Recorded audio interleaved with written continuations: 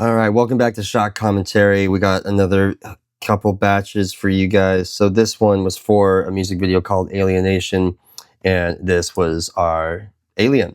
The makeup was done by Vida.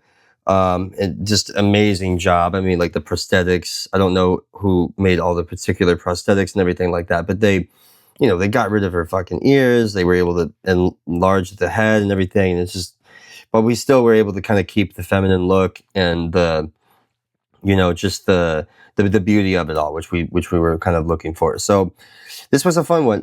The way that we shot, I love the frame here. She's kind of coming off the side here, and then we have like the frame on the the bottom left third kind of is like our focal point. We're looking at the eye right there.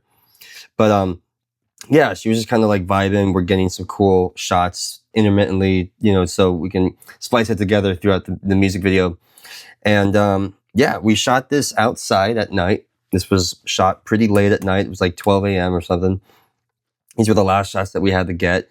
And so we basically just, I made a goalpost so it was safe. And basically a goalpost, for those who don't know, is two combo stands, two light stands with a piece of speed rail that goes across the two. And then you basically can set whatever you want really right there. So we did our light, and that light was shooting down like that. So we basically had a goalpost across over her, and that was a white light, and it was gridded off with some honeycomb. And so basically that was creating our top light. And then I've mentioned this before, but I really love the look of top light.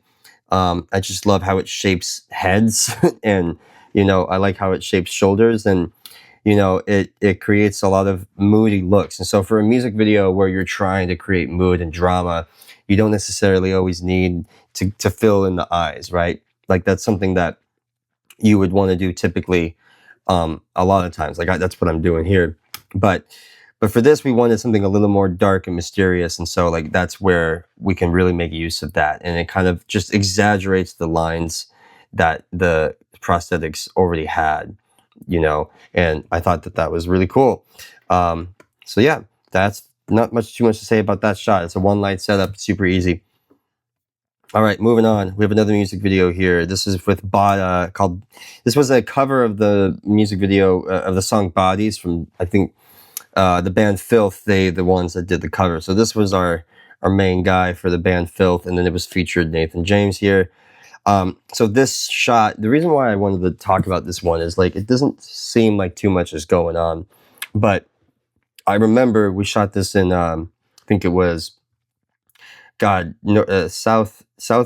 Virginia or Virginia, somewhere around there. I don't remember exactly, but there was no window over here. And there wasn't much room over on this side of the room. So what I had to do basically in order to light both of them and have this not just bloom out the whole room and make it look flat and boring was I had to light them separately with two separate lights, but there wasn't that much room. So what we did, because I wanted a certain quality of the light, I didn't want to just bare bulb it straight onto his face, but I also couldn't put it on a softbox because there wasn't room. But even if I put it on a softbox, even with a grid, it probably would have lit up this back wall, which I didn't want. It would have probably lit up this. It would have lit up this. So I didn't want that. So what we ended up doing was, I remember taking a some sort of spotlight or Leco of a light that we had, and I shot it. It was like over here on this side of the set, and we beamed it at this bounce. We beamed it at a bounce card that was like 4x4 pizza box, whatever. And that pizza box then shot the light back at our talent. And I don't remember, to be honest, if it was hitting Nathan or if it was hitting, I'm forgetting this gentleman's name right now. I do deeply apologize, but this is say Filth. Don't remember who it was ended up hitting. I think it was Filth, but it was hitting one of them, right? And that was the solution that I came up with in order to basically make it look like there was a single window lighting both of them, even though it was completely two separate things. So we had one unit hitting Nathan, the other one hitting Filth, and I think I had some room tone in the ceiling offset that would just bring up the shadows a little. But this was a very grungy, very rough looking video. Like we wanted this to be gunked and like rough and have a lot of texture to it. And I just love sidebar in the grade, like this very light, halation that's going on here. I opened up this door. I let the light blow out. I don't give a shit. Like we just wanted something to like look really grungy and like really bring this abandoned house to life. Yeah, and the last thing I would say about this would just be the focus rack. We in the video it racks back and forth from Nathan to Filth over and over again, depending on the parts of the song. So that was, again, just adding visual interest, trying to make things fun, and just experimenting, not taking things too seriously. All right, so shifting gears a lot to another video that I shot. If you also, by the way, this is Tina. This is the same girl as the alien, if you can tell. So like actors can play different roles, a lot of times I'm asked as a DP to play a completely different role. So one day I may be shooting something like this, right? And the next day I'm asked to shoot something like this. And it's very important that I'm able to do both, right? Because you need to meet the director where they're at. You have to. So, for this is a pretty standard, setup. I remember we had one softbox that was kind of like straight over the camera. So like if my camera was here, um, then we had a softbox basically right over the camera. And then I remember having two other softboxes on each side that were basically just filling the shadows, and it was at a lower level, so we could still keep keep the contrast where we wanted it, which was from here to here, very short amount of, it's a very small amount of contrast, but you can see the main source of light is coming from here, right? And then the last thing that we did was, if you see in her eye, right here, there's this little box. That little box is uh, basically an underbounce that we rigged underneath. So we just wanted to make sure that any shadows that were coming from underneath were going to be filled in, and just soft, subtle, but also really sharp, really clean. You want this to feel crispy, but you want it to be flattering on the model or whatever the talent is with products. You want it to have that quality to it. So yeah, the background with the red was just we're in a psych room again, and I just think I just put a Nova on the ground and just threw it at the wall and just lit it red. So that was that. All right, and then the last one I got for us here is this is a documentary, not a music video. Documentary for Southern Indian Health Council, which was basically a PSA for alcohol abuse and opioid abuse, specifically within the Native American community. And I wanted this shot to be nighttime. I wanted it to feel like, this interview was taking place at night. And so I think we did a pretty good job. It's funny, like I remember when right when we shot the video, I was like, I don't know if I buy it. But now that I've looked back at this, and it's been a couple years since I've shot this, I'm like, yeah, it does kind of look like nighttime. So I think we did a pretty good job. I love all the stuff in this frame. I mean, Bobby's house had so much good stuff, which is where we shot this, one of the other subjects in the video, in the film. But Erica, she brought her own little thing to play with, so she had stuff to kind of do with her hands. And then I just love this little piece right here, all the pottery and stuff.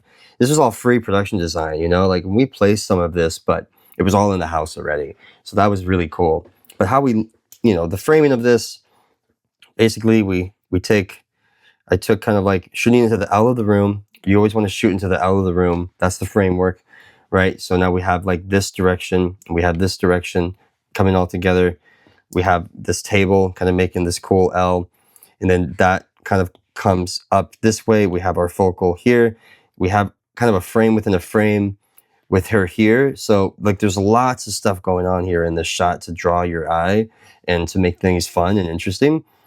Um, and there's two things I want to point out that I really, really liked about this, which was the first one was this tapestry here, or this flag.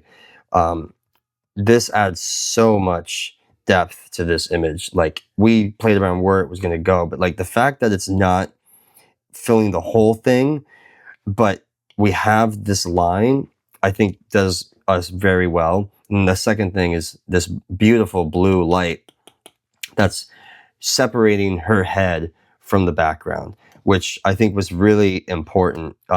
This was one of these things where, you know, the director wants to go, everyone wants to go, but I'm asking my gaffer, Arthur Gregorian, and I'm like, dude, like, I'm losing her head, you know, like I can't see it, right? So I want to feel like it's a person in front of me. I don't want questions here. There's no need. This is not the place for questions.